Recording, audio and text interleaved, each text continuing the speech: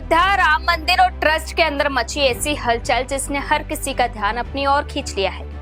चढ़ावा विवाद के बाद इस्तीफा दे चुके पूर्व महासचिव चंपत राय अब लगातार बंद कमरे में मुलाकातें कर रहे हैं। पहले नए कार्यवाहक महासचिव कृष्ण मोहन उनसे मिलने पहुंचे और अब ट्रस्ट के कोषाध्यक्ष स्वामी गोविंद देवगिरी भी करीब 2 घंटे तक उनके साथ बंद कमरे में चर्चा करते रहे।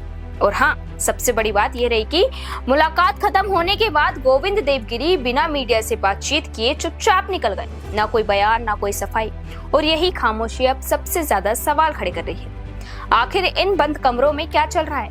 क्या ट्रस्ट के अंदर सब कुछ सामान्य है या फिर पर्दे के पीछे कुछ बड़ा सुलझाने की कोशिश हो रही है? इस पूरे घटनाक्रम की शुरुआत उस खुले पत्र से हुई जिसे चंपत राय ने राम भक्तों के नाम जारी किया। इस पत्र में उन्होंने खुद को बेदाग बताते हुए कहा कि उनका 45 साल का प्रचारक जीवन एक खुली किताब रहा और वे एसआईटी की अंतिम रिपोर्ट आने तक मौन रहेंगे। लेकिन साथ ही उन्होंने ये भी संकेत दे दिया कि जब जांच पूरी होगी तो हर आरोप का सिलसिलेवार जवाब देंगे। यहीं से मामला सिर्फ सफाई तक सीमित नहीं रहा, बल्कि ट्रस्ट के अंदरूनी हालात पर भी सवाल उठने लगे। चंपत राय ने अपने लिखित पक्ष में दावा किया कि चढ़ावे की गिनती और सुरक्षा व्यवस्था को लेकर फरवरी 2025 में स्टेट बैंक ऑफ इंडिया और ट्रस्ट के बीच एक अलग समझौता हुआ था, जिस पर उनके नहीं बल्कि ट्रस्टी डॉक्टर अनिल मिश्रा और बैंक अधिकारियों के हस्ताक्षर थे।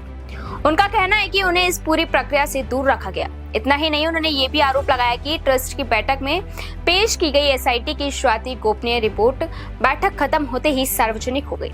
इन दावों ने पूरे विवाद को और भी गंभीर बना दिया और अब हर कोई जानना चाहता है कि आखिर ट्रस्ट के अंदर हुआ क्या था। इस बीच मुलाकातों का सिलसिला लगातार तेज हो गया है। सबसे पहले नए कार्यवाहक महासचिव कृष्ण मोहन चंपत राय से मिलने पहुंचे और बताया जा रहा है कि दोनों के बीच बंद कमरे में लंबी बातचीत हुई। हालांकि किसी भी पक्ष ने आधिकारिक तौर पर चर्चा का विषय नहीं बताया, लेकिन माना जा रहा है कि ट्रस्ट की मौजूदा व्यवस्थाओं, दस्तावेजों के हस्तांतरण और आगे की कार्य प्रणाली को लेकर बातचीत हुई। इसके बाद कृष्ण मोहन ने मंदिर परिसर का निरीक्षण भी किया और व्यवस्थाओं का जायजा भी लिया। फिर बुधवार को ट्रस्ट के कोषाध्यक्ष स्वामी गोविंद देवगिरी चंपत राय के आवास पहुंचे। करीब 2 घंटे तक चली इस मैराथन बैठक के बाद भी दोनों में से किसी ने कुछ नहीं कहा। लेकिन राजनीतिक और धार्मिक हलकों में इस मुलाकात के अलग अलग मायने निकाले जा रहे हैं। कुछ इसे ट्रस्ट के भीतर बड़े मतभेद कम करने की कोशिश मान रहे हैं, तो कुछ का मानना है कि ये आने वाले दिनों की रणनीति तय करने वाली अहम बैठक थी। हालांकि इन दावों की आधिकारिक पुष्टि नहीं हुई है और बैठक में क्या चर्चा हुई है यह भी सार्वजनिक नहीं किया गया है।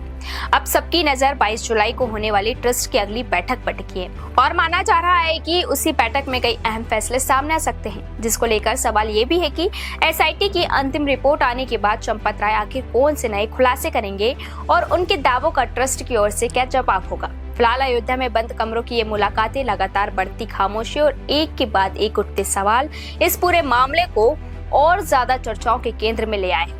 अब इंतजार है उस पल का जब खामोशी टूटेगी और सामने आएगा पूरा सच।